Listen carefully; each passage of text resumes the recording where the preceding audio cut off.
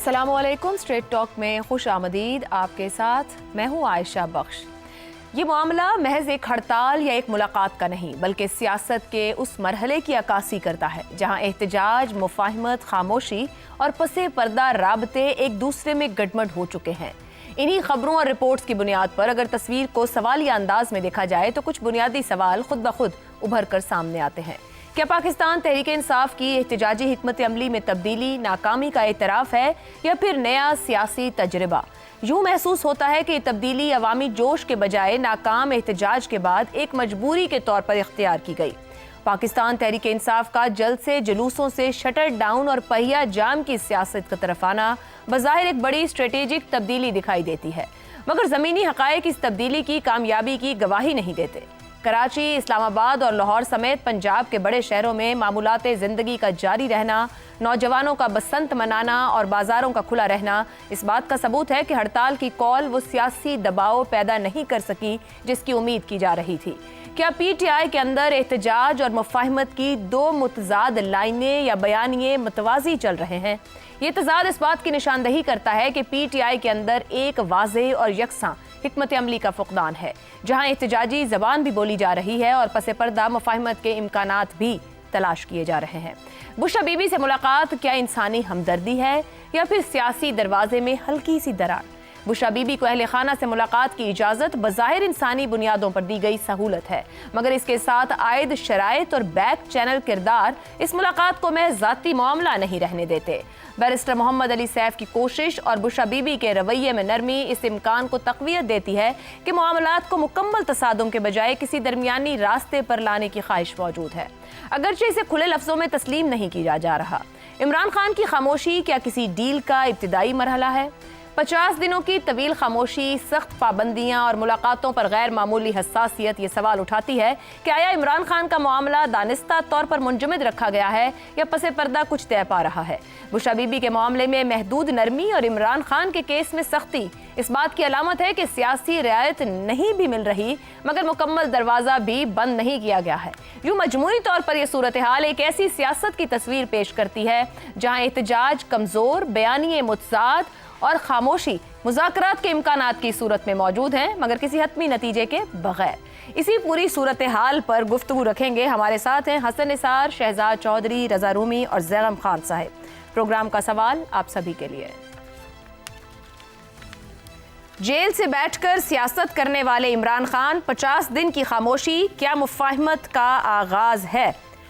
ज़ैगम साहब, ये फरमाइएगा कि ये जो ये खामोशी है, बार बार कोई मुलाकात होती थी, वकील आते थे या रिश्तेदार आते थे, ट्विटर ज़रूर बोलता था, सोशल मीडिया से ज़रूर आवाज़ें आती थीं, ये जो, और वैसे भी कहा जाता है सियासतदानों की खामोशी माने खेज़ ही साबित होती है अगर हम तारीख देखें। क्या किसी डील की कीमत पर तो नहीं इस वक्त सब कुछ हो रहा, या आप समझते हैं कि ऐसा कुछ नहीं है? इमरान खान तो शायद खामोश नहीं है, उनके आगे माइक जो है वही नहीं रखा हुआ, कोई ऐसा राब्ता ही नहीं है जिसके ज़रिए से वो बोल सकें, और इसीलिए कोई राब्ता नहीं है क्योंकि उनको सियासी बात करने की अब इजाज़त नहीं है। वो रेड लाइन बन चुकी है और इसी रेड लाइन की वजह से 50 दिन से ज़्यादा हो गए उनका राब्ता नहीं है। 3 माह से बुशरा बीबी के साथ भी किसी की मुलाकात नहीं हुई थी। अब इंसानी बुनियादों पर सख्त शराइत के साथ कि वो कोई सियासी बात नहीं करेंगी, उनको मिलने की इजाज़त दी गई है। यानी एक खिड़की खोली गई है, दरवाज़ा नहीं, एक खिड़की खोली गई है, और खिड़की खोली गई है टेस्ट करने के लिए। वो एविएशन में, हवाबाजी में, एयर मार्शल साहब तो बहुत बेहतर जानते हैं, पुराने ज़माने में गुब्बारा उड़ाया जाता था। वो गुब्बारा ऊपर जाता था तो पता चलता था कि हवा किधर की चल रही है, तेज़ चल रही है या हल्की चल रही है, तो उसके बाद जहाज़ को उड़ाते थे। उसको कहते हैं बैलून टेस्टिंग, गुब्बारा टेस्ट करना।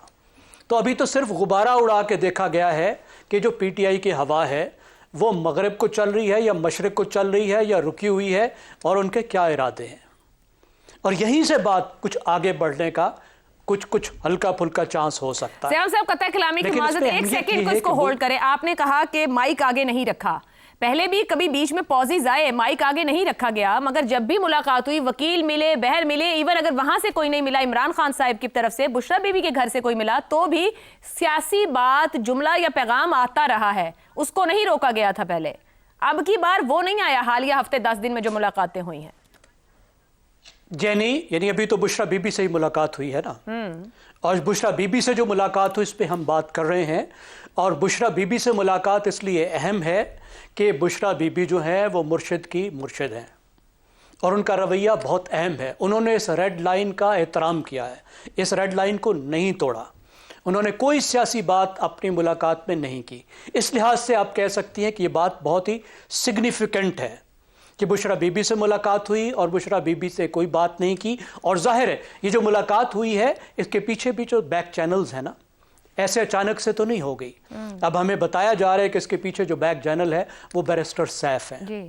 अब बैरिस्टर सैफ के हवाले से देखें तो आपको ये वाज़े मालूम होता है कि जो बुजुर्गवार हैं अगर वो एंगेजमेंट भी करना चाह रहे हैं तो फिर वो अपने बाजों के ज़रिए ही करना चाह रहे हैं, उन लोगों के ज़रिए करना चाह रहे हैं जिन पर उन्हें एतमाद है। अब क्या यहाँ से बात इमरान खान के लिए किसी रियायत की तरफ भी जाएगी?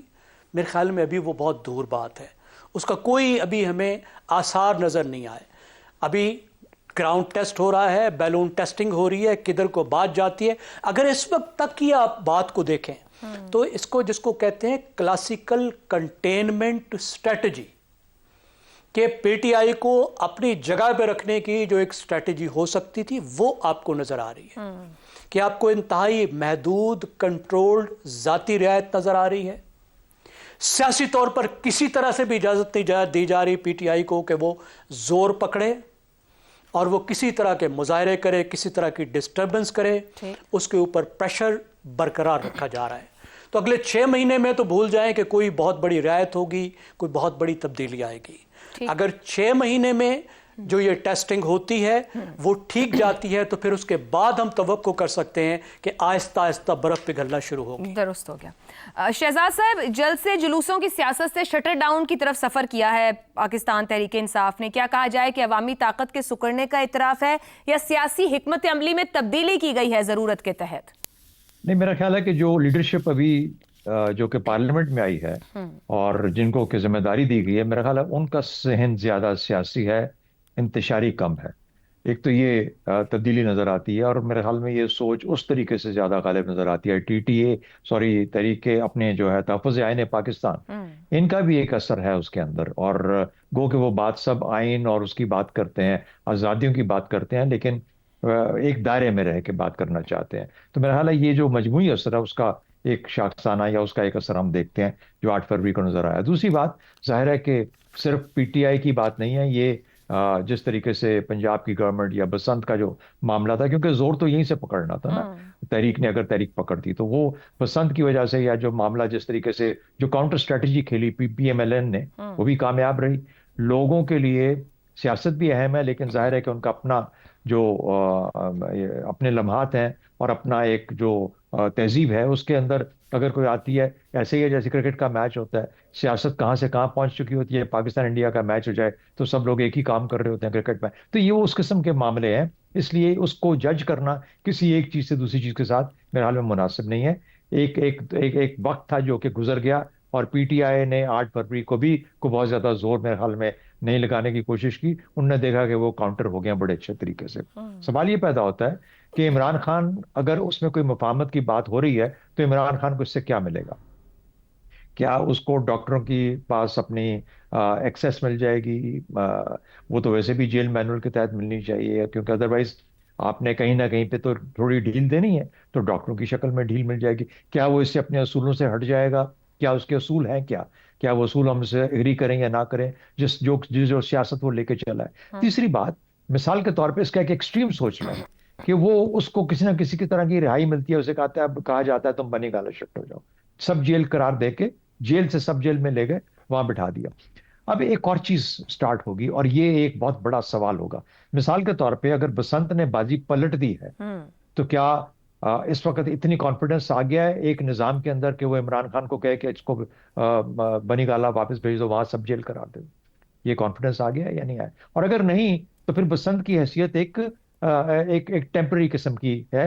अभी तक वो एश्योरेंस नहीं आई कि वाकई क्या ऐसा हो सकता है या नहीं हो सकता। दूसरी बात, जब इमरान खान बनी गाला जाता है, अगर जाता है तो, अगर चला जाता है वहां पे सब जेल के अंदर, तो फिर जो अवाम है इनका रिएक्शन क्या होगा?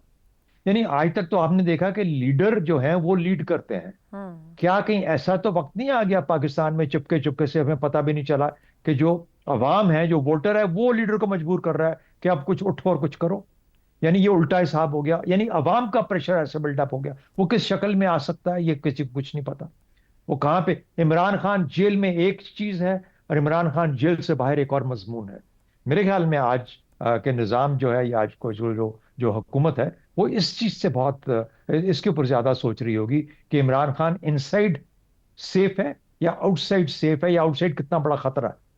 तो मेरा ख्याल है कि अगर इसको देखा जाए तो लगता यूं है कि समझदार लोग हैं सब के सब, इतनी आसानी से इस बात को नहीं होने देंगे। और जिस किस्म की मुफाहमत का हम सोच रहे हैं, हाँ छोटी मोटी चीजें इधर उधर से, कुछ कुछ इनके भी मामले बेहतर होंगे, कुछ सियासी सोच जरा इधर भी गालिब आएगी, कुछ वहां पे थोड़ी सी ढील होगी, लेकिन मेरे ख्याल में सब्सटैंटिवली कोई बड़ी तब्दीली आने की गुंजाइश नहीं है। तो मुफाहमत का मुझे कोई ऐसा, क्योंकि मुफाहमत के भी बहुत बड़ा शहजाद साहब कतई कलामी की मस्त आपने, और ऊपर जैगम साहब ने भी बात की कि टू अर्ली टू से कि कोई नरमी इधर हो, बुशरा बीबी की हद तक इससे। अब आपने भी अभी बात की कि समझदारी की बात होगी, 2 माह कह लिया जाए अगर 10 दिन गुजरते हैं इमरान खान की खामोशी को, आपके ख्याल में कितना अरसा वो खामोश रहेंगे? और अगर 6-7 महीने में भी कोई रिलीफ नहीं है तो क्या इमरान खान इस तरीके से खामोश रह पाएंगे? यानी जब भी बोलेंगे तो जो गुफ्तगू आएगी वो फिर चैलेंजिंग नहीं होगी क्या?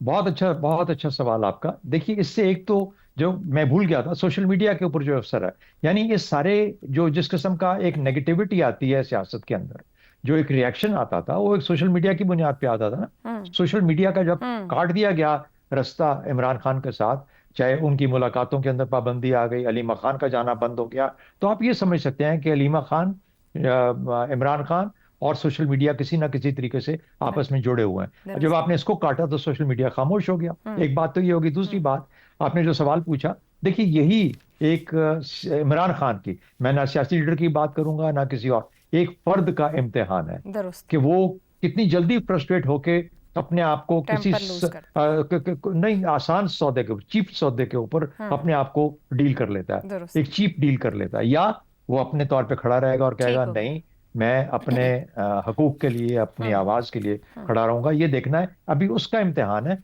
मेरे ख्याल में। वरना ये आहिस्ता आहिस्ता चीजें ढीलें देनी शुरू करेंगे और देखेंगे कि कहां पे गिरता है। ठीक हो गया। हसन निसार साहब, आपके ख्याल में पाकिस्तानी सियासत में क्या एक बार फिर अवाम के सामने नहीं बल्कि दरवाजों के पीछे पाकिस्तानी सियासत की तारीख लिखी जा रही है? ये हमेशा ऐसे ही लिखी गई है। पता नहीं आप किस मुल्क की तरफ ध्यान था आपका। अच्छा, ये छोड़े, बड़ा मैं इंजॉय कर रहा हूँ इस सवाल को इस हवाले से कि हमारा बड़ा हौसला है। वाकई जिंदा कौम है। हम सब 78 साल से मुख्तलिफ किस्म के ट्रकों के पीछे, रोटी कपड़ा मकान तो पता नहीं क्या, दौड़ते दौड़ते थके नहीं हैं। स्टेमिना बड़ा है हमारा ढिटाई में। अच्छा, आपने एक नया ट्रक लॉन्च कर दिया है। मैं आपकी मजदूरियाँ समझता हूँ, क्योंकि आपके फील्ड में मैं आपसे मेरा हाल है 30-40 साल सीनियर हूँ। लेकिन मैं इमरान खान के एक शेर पे इत्तफाक करूँगा जो उसका ज़ाती नहीं है। उसने कई जलसों में इसको दोहराया है। शेर है अदीम हाशमी मरहूम का। शेर सुनो गौर से, थोड़ा ध्यान आपका जी ये अपने अभी जो साथी ने बात की है उस तरफ जाएगा। वो शेर क्या था? मुफाहिमत न सिखा जबरे नारवा से मुझे, मैं सर बकफ हूं लड़ा दे किसी बला से मुझे। ये 1 2 4 नहीं, काफी बार उसने जलसों में। तो अब देखते हैं क्या होता है, और बाकी सारा जो सिलसिला है, समझ गई मैं आप क्या कह रहे हैं। अल्लाह करे जो हो। हाँ बस एक बात और सुन। ठीक है, आपने शायरी में कह दिया हसन साहब, मगर जमीनी हकीकत बड़ी अहम होती है। नहीं, एक असल बात सुन लें, आपकी आसानी हो जाएगी। कहिए। एक बार आपका जो मौजूदा वजीर आजम है, उसने हमारे कॉमन फ्रेंड के घर में मुझसे पूछा कि मुझे आप बताएं इमरान खान के बारे में आपका।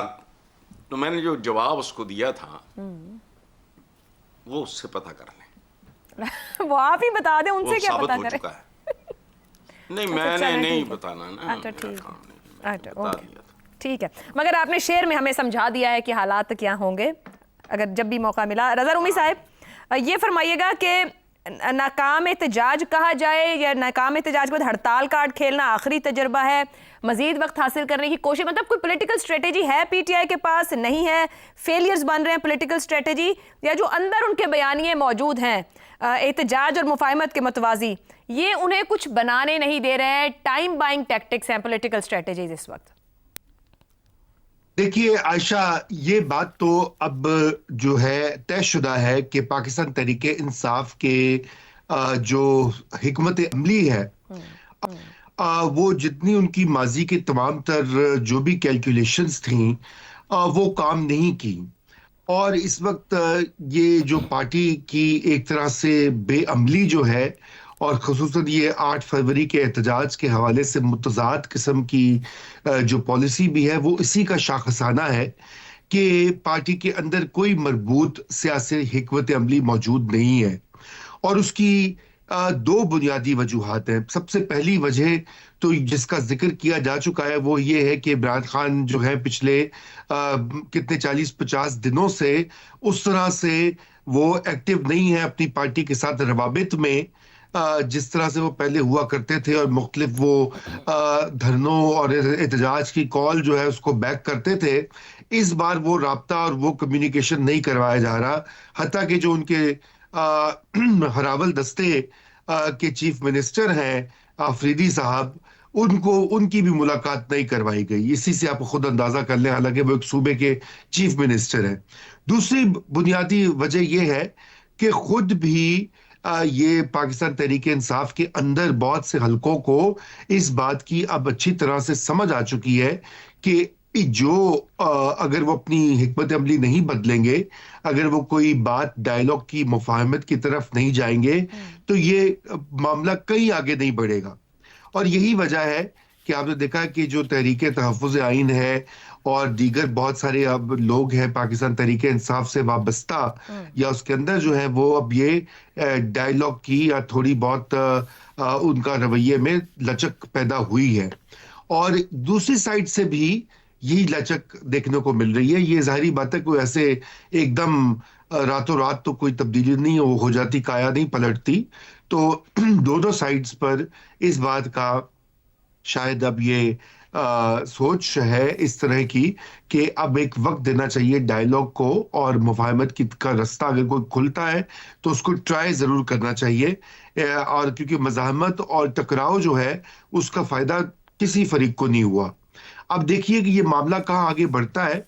अचकज़ई साहब की तो ये ख्वाहिश है कि वो किसी न किसी तरीके से कोई सियासी कोलिशन बनाकर और वो कोई डायलॉग की मेज पर लाकर हुकूमत को ये मामला रिजॉल्व करवाएं। लेकिन जो अभी देखना ये बाकी है कि क्या वाकई ही हुकूमत सीरियस भी है कि वो बैठना भी चाहते हैं एक डायलॉग की मेज के ऊपर किसी खातिर ख्वाह नतीजे की तरफ जाने के लिए।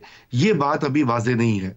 लेकिन 8 फरवरी की कॉल से एक और चीज जो साबित हुई, जिसका हम तस्करा कई बार कर चुके हैं यही इसी प्लेटफॉर्म के ऊपर, और वो पार्टी के अंदर जो इस कदर गिरोहबंदी और जिसे अंग्रेजी में कहा जाता है फ्रेगमेंटेशन का शिकार हुई है इस वक्त एक पार्टी। और पार्टी लगता नहीं है कि एक पार्टी है, बल्कि लगता है कि कई धड़े और गिरोह जो हैं वो एक बड़ी सी तहरीक का हिस्सा है और वापस वही गुत्थम गुत्ता हुए रहते हैं। अभी आप देख लीजिए अलीमा खान साहिबा का अपना एक ग्रुप है और वो अपनी रज़ा रूमी साहब कतई कलामी की माजरा, जब आप खुद कह रहे हैं कि एक नहीं कई ग्रुप हैं जो आपस में गुत्थम गुत्था है, फिर एक इत्तेहाद या तहरीक के अंदर है, तो फिर अचकज़ई साहब के हाथ में क्या है? फिर हुकूमत की बात करें कि वो संजीदा है, वो कितने सारे ग्रुपों को हैंडल करेंगे, किससे बात करेंगे? कोई एक बयान देगा तो सामने वाले तो पहले ये देखेंगे कि इकट्ठे होकर इनके पास कोई एक बंदा है जिसकी बात सुनी जाए और उसको ट्रस्ट किया जाए। जी देखिए ना, बात यह है कि वो बंदा जिसको ट्रस्ट नहीं वो करना चाहते, वो बंदा एक ही है जो कि अपनी पार्टी को और उसके मुख्तलिफ धड़ों को यकजा करके एक बयानिए या एक नुक्ते पर ला सकता है, और उसका नाम इमरान खान है। और वो हमने अभी पहले जिक्र किया कि वो तो उन सर, पे फिर बात फिर वहां आ गई, तो फिर आप अचकज़ई साहब पे क्यों रख रहे हैं कि फिर अगर बात वहां जानी है तो फिर अचकज़ई साहब से सामने वाले क्या बात करेंगे? फिर अचकज़ई साहब के हाथ में क्या है देने को?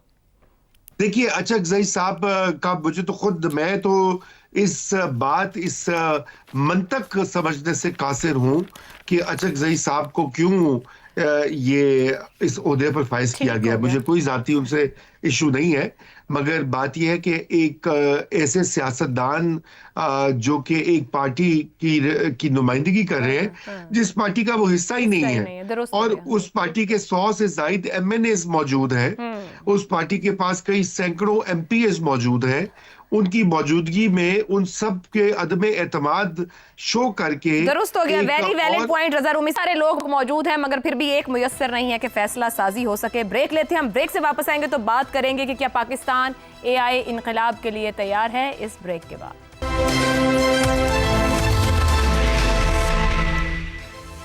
प्रोग्राम में एक बार फिर खुशामदीद। मसनूई जहानत यानी आर्टिफिशियल इंटेलिजेंस अब मुस्तकबिल की बात नहीं बल्कि हाल की मईशत, गवर्नेंस, तालीम, सेहत और सिक्योरिटी का बुनियादी सतून बनती जा रही है। दुनिया के बड़े ममालिक तेजी से इस दौड़ में आगे बढ़ रहे हैं। ऐसे में पाकिस्तान ने भी ऐलान किया है कि वो आलमी सतह पर एआई के मैदान में कदम रखने के लिए तैयार है। इंडस एआई वीक से खिताब करते हुए वजीर आजम शहबाज शरीफ का कहना है कि ये प्रोग्राम न सिर्फ मुल्क के टेक्नोलॉजिकल मंजरनामे को बदल देगा बल्कि आलमी सतह पर पाकिस्तान को एक मजबूत पार्टनर के तौर पर सामने लाएगा। पाकिस्तान 2030 तक मसनूई जहानत पर $1 अरब खर्च करके आलमी बरादरी में अपनी जगह बनाएगा। वजीर आजम के मुताबिक 24 करोड़ आबादी में 60% नौजवान हैं। उनको जदीद इल्म और महारतों से आरास्ता करना वक्त की अहम तरीन जरूरत है। लेकिन सवाल यह है कि क्या हम सिर्फ ऐलानात की हद तक तैयार हैं या अमली तौर पर भी। काबीना की जानिब से 6 माह कबल कौमी एआई पॉलिसी की मंजूरी दी गई थी मगर उस पर अमल दरामद की रफ्तार इंतहाई सुस्त है। मुजव्विज़ा एआई काउंसिल अभी तक फाल नहीं हो सकी। पॉलिसी में 6 बड़े पिलर्स जिनमें आगाही, एआई इकोसिस्टम, महफूज इस्तेमाल, शोबा जाती तब्दीली, इंफ्रास्ट्रक्चर और आलमी शराकत दारी जैसे बड़े अहदाफ तो रख दिए गए मगर ज़मीनी हकीकत यह है कि पेशरफ्त ज़्यादातर तकरीबात और ऐलानात तक महदूद दिखाई देती है। सूबों की जानिब से वाज़ेह पेशरफ्त सामने नहीं आ सकी जबकि डेटा प्रोटेक्शन, अखलाकी इस्तेमाल और इदारा जाती तैयारी जैसे अहम मामलात फौरी तवज्जो मांग रहे हैं। ऐसे में असल इम्तिहान ये नहीं है कि हमारे पास एआई पॉलिसी मौजूद है, असल इम्तिहान ये है कि क्या हम इस पॉलिसी पर अमल कर पाएंगे, क्या हम ब्यूरोक्रेटिक स्ट्रक्चर से निकलकर माहिरीन, टेक कम्युनिटी और सूबों को एक पेज पर ला सकेंगे, क्या डाटा के तहफ़्फ़ुज़, अखलाकी हुदूद और शफाफ निगरानी के बगैर हम महफूज डिजिटल मुस्तकबिल की बात भी कर सकते हैं। और सबसे बढ़कर क्या पाकिस्तान विश्व के बढ़कर डिसिप्लिन, रफ्तार और मुस्तकिल मिजाजी के साथ इस इनकलाब का हिस्सा बन पाएगा या एक बार फिर हम ऐलान करेंगे और दुनिया अमल करके आगे निकल जाएगी। इसी पर पैनल के लिए सवाल रखे गए। इंडस एआई वीक मुल्क के टेक्नोलॉजिकल मंजरनामे को बदल देगा। वजीर आजम, कौमी एआई पॉलिसी 6 माह कबल मंजूर हुई मगर ताहाल गैर फाल। क्या वाकई पाकिस्तान एआई इनकलाब के लिए तैयार है? शहजाद साहब, ये काबीना ने जुलाई 25 में एआई पॉलिसी की मंजूरी दी थी, एआई काउंसिल बनाने की मंजूरी थी, 6 बड़े पिलर्स पे काम होना था, फ्रेमवर्क की मंजूरी थी। अब तक पेशरफ्त नहीं है, पेपर वर्क की तक की बात है। ये हम इसी तरह से एआई इनकलाब या फिर हम दुनिया के बराबर खड़े होंगे? आयशा, ये वो वाला ट्रक है जिसकी बत्ती सबसे बड़ी है और इसके पीछे सारी कौम लग सकती है और लग गई है, लग चुकी है। आप इनमें से जितने लोग इस वक्त हुकूमत में एआई के बारे में बातें करते हैं, इनसे किसी दिन किसी वक्त टीवी पे बुला के या किसी जगह पे आप इनसे ही पूछें कि एआई को डिफाइन करते हैं कि एआई क्या है, इसकी शक्ल क्या है, इसकी शक्ल क्या होगी, ये कैसे तैयार होगा, ये कैसे तैयार होके किस शक्ल में क्या नजर आएगा और इसका इस्तेमाल कैसे होगा। आपको पता है कि अभी डेवॉस में एक बहुत बड़ी, जाहिर है आपको पता है, सालाना वहाँ मीटिंग होती है। वहां पर कोई शायद 2-3 घंटों में मुहित कितने सेशन सिर्फ आर्टिफिशियल इंटेलिजेंस के ऊपर किए गए, जिसकी मुख्तलिफ जोख्तों और मुख्तलिफ तरीकों से कि कहाँ पहुंचे हैं और कहाँ पे जाना है। कोई एक्सपर्ट आप बता दें, होंगे जरूर पाकिस्तान में, मैं ये नहीं कहता कि नहीं है, लेकिन वो आपको इस हुकूमत में नजर नहीं आएंगे, कहीं और बैठे होंगे बेचारे और उनकी कोई बात सुनने के लिए तैयार नहीं होगा। 3-4 चीजों का जिक्र किया आपने। पहली बात, डेटा सेंटर्स का जिक्र हुआ। सबसे पहले बात करते हैं एआई के लिए आपको डेटा सेंटर्स चाहिए।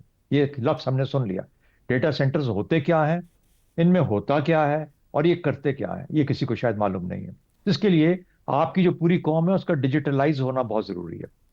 जब तक आपकी हर चीज जो आप लिखें, टाइप करें, सुने, देखें, बात करें, जब तक वो डिजिटलाइज नहीं होगी, आपका मीशत, आपकी हुकूमत, आपके हर, उस वक्त तक वो डेटा सेंटर के बराबर आपका मवाद तैयार नहीं होगा।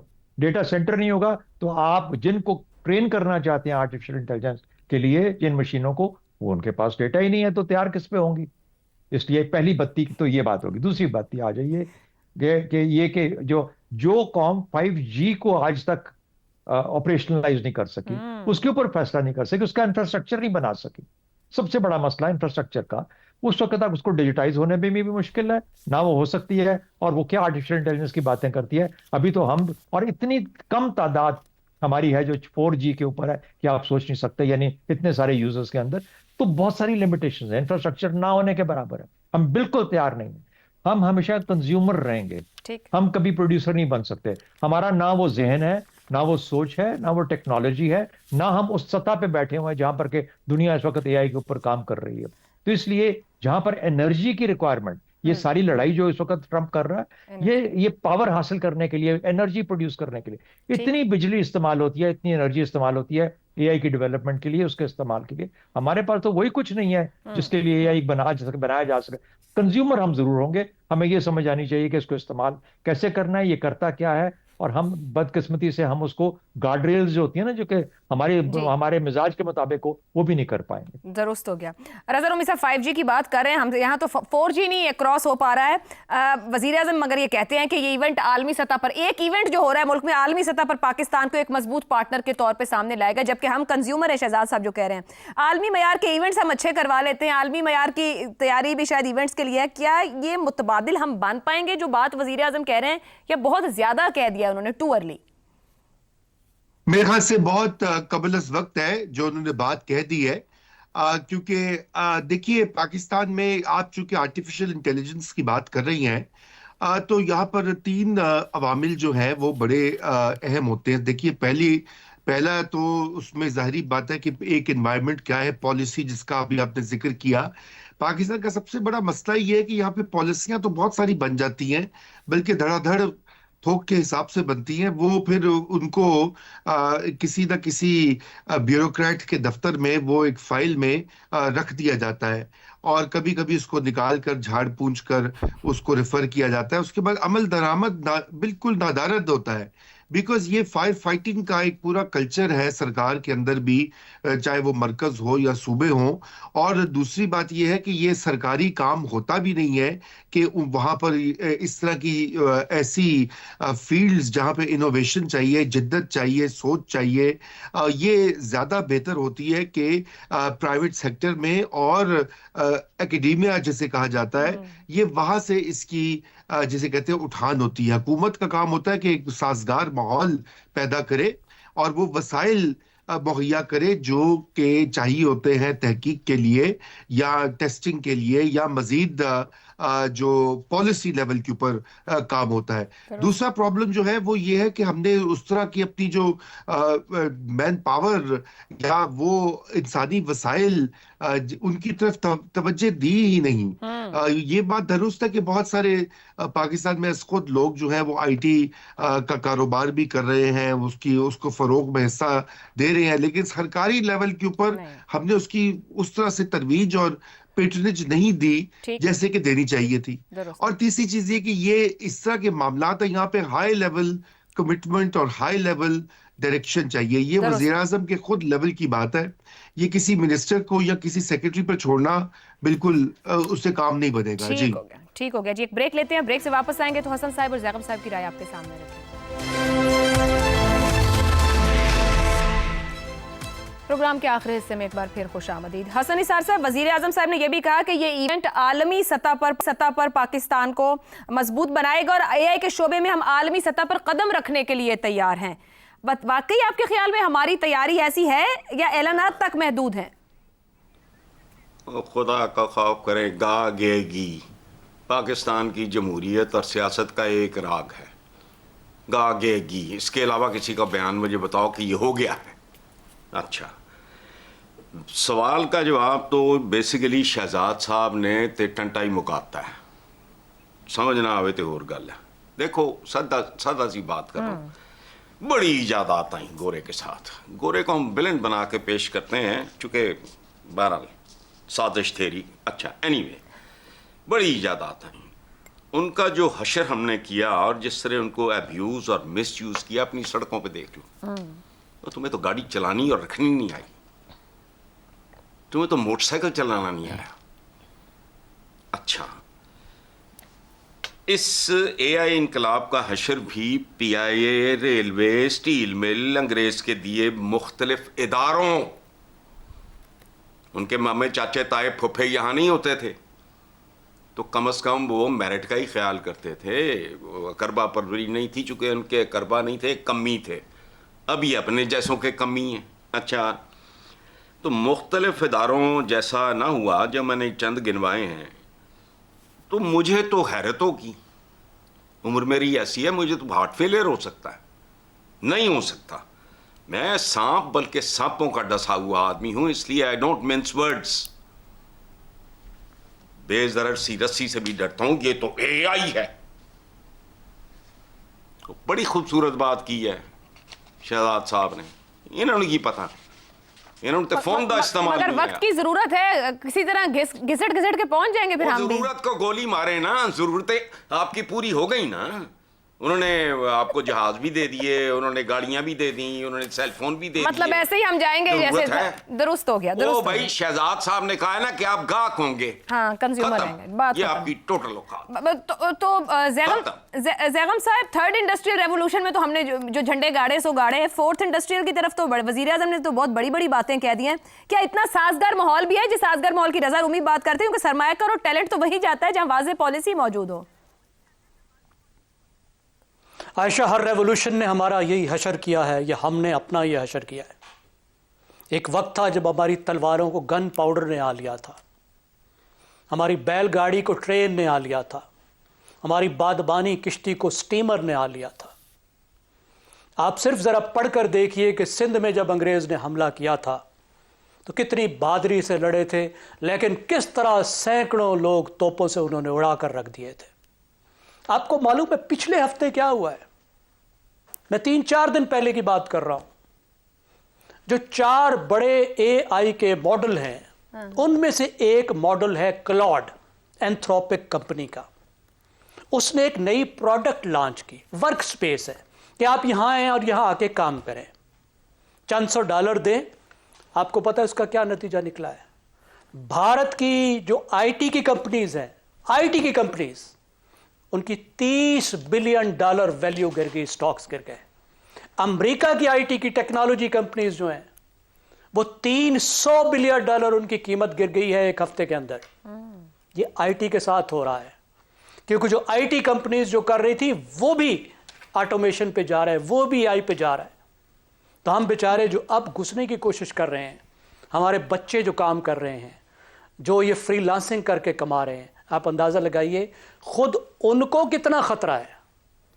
ऐसे हालात में जब हमारे पास लेबर तक नहीं है, इंडस्ट्री या बन नहीं रही या है नहीं, जो है वहाँ पे लेबर की इतनी कम ज़रूरत है और अच्छी लेबर की ज़रूरत है। हम तो मज़दूर को मज़दूरी नहीं देकर जा रहे, यहाँ तो पढ़े लिखे वाइट कॉलर का जॉब जा रहा है।